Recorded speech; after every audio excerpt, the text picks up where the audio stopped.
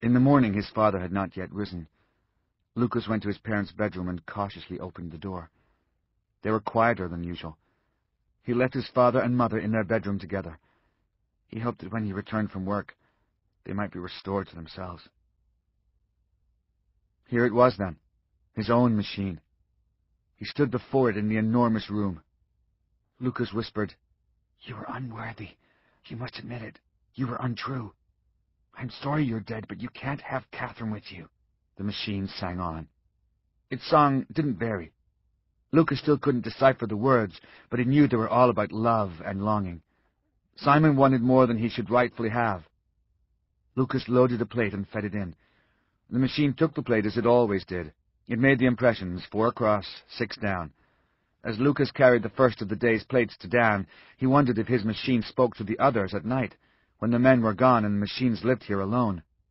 Dan was bent over his machine. He said, "Good morning, Lucas," without looking up. "Good morning, sir."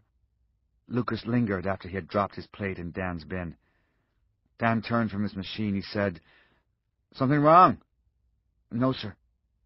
Dan took a kerchief from his pocket, wiped the sweat from the gleaming red dome of his brow. He was missing the first and second fingers of his right hand. Lucas hadn't noticed it before. Lucas said, "Please, sir, what happened to your fingers?" "Lost them," he said. "How did you lose them?" "Accident." Dan wiped his brow again and returned to his work. Idling so, talking wasn't permitted. Lucas returned to his own machine and loaded another plate. The whistle blew. Lucas waited for Jack Walsh to pass and say, "All right, then." He shut down his machine. He hurried away. He ran up Rivington. A river of girls and women was already streaming out of the Mannahatta Company when he got there. He searched for Catherine among the crowd, and then he saw her. She was near the end, with an older woman who had drawn her thin grey hair severely back and walked with her neck craned forward. Lucas approached them. "Catherine!" he cried.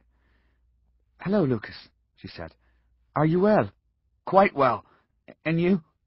How could he say what he was? He said, "Shall I pray?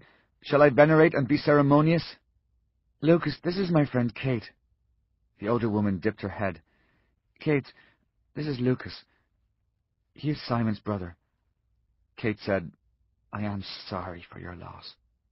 "Thank you, ma'am." "Have you come to see me home?" Catherine asked.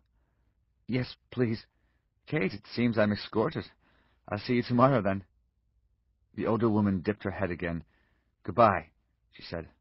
Catherine placed her hands upon her hips. "Lucas, my dear," she said. "You are well, as you can see.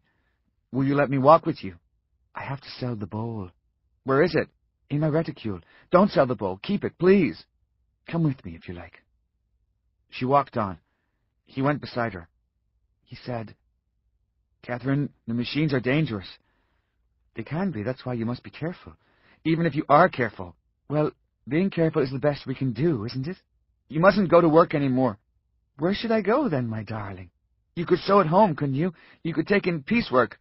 "Do you know what that pays?" He didn't know what anything paid except his own work, and he had learned that only by being paid. He walked on beside her. They passed together through Washington Square. He asked Catherine, "Where are we going?" "To someone I know of." He went with her through the square to a shop on 8th Street. It was a modest place, half below the street, called Gaia's Emporium.